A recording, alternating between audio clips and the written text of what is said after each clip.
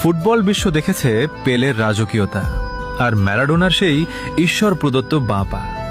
আমরা সাক্ষী হয়েছি মেসি রোনালদোর অতি মানবীয় দ্বৈরথের। আজকের যুগে হ্যাল্যান্ড এমবাপ্পেরা হয়তো গোল মেশিন হয়ে দাপিয়ে বেড়াচ্ছে মাঠ, কিন্তু এই যান্ত্রিক ফুটবলের ভিড়ে তখন একজনই ছিল যে মাঠটাকে ক্যানভাস বানিয়ে ফুটবল দিয়ে ছবি আঁকত। সে রোনালদিনহোর সেই হারানো শৈল্পিক ফুটবলের শেষ উত্তরাধিকারী নেইমার জুনিয়র। লোকে তাকে ট্রফি দিয়ে বিচার করে, গোল দিয়ে তুলনা করে, কিন্তু তারা বোঝে না নেইমার কোনো পরিসংখ্যানের নাম নয়। নেইমার হলো এক অদ্ভুত সুন্দর যন্ত্রণা। প্রতিবার যখন সে ইনজুরিতে পড়ে মাঠ ছাড়ে, ফুটবল তার চিরচেনা ছন্দ হারায়।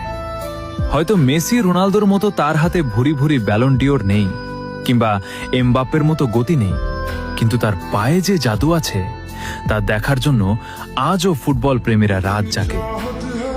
ইতিহাস হয়তো গোলদাতাদের মনে রাখবে, কিন্তু ফুটবল রোমান্টিকরা মনে রাখবে সেই জাদুকরকে, যে জেতার জন্য নয়, আমাদের ভালোবাসার জন্য খেলেছিল।